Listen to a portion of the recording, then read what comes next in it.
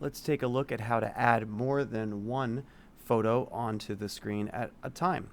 So right now I don't really want to change anything with my turtle picture or my family picture or this hallway picture because they take up the full screen.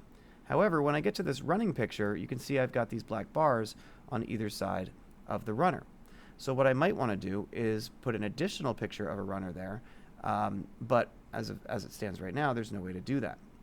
So what I can do when I double click on the picture is I can actually move this over to the side, like so. Now I do have a lot of other options when I go to edit a photo. Like if I click fit here, it's just going to center it there. If I click fill though, it's going to zoom in. So if that is fine with you, if you like the way that looks, now you can see it does get a little pixelated when I do that. But if you're okay with that, I mean, that's your solution right there if you want it to fill the screen.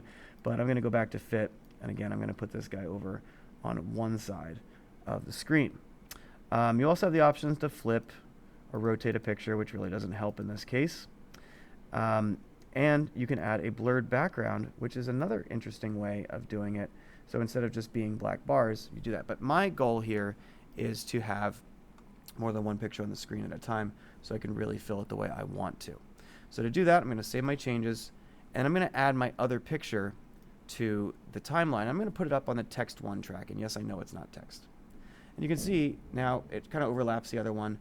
So what I'm going to do is I'm going to edit this one, and I'm going to drag it over to this side. Okay.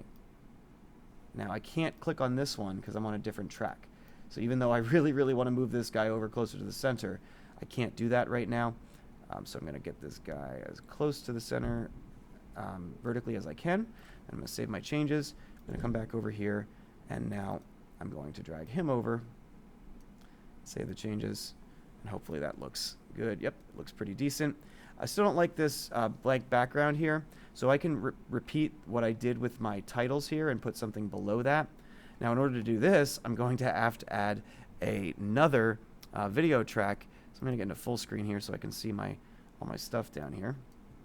And I'm going to add a video track, and I'm going to drag this guy up here, and I'm going to extend that too.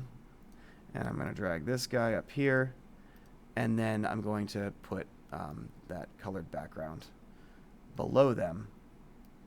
And now I've got, for that particular part of my video, got 2 photos with a background, and it's all good.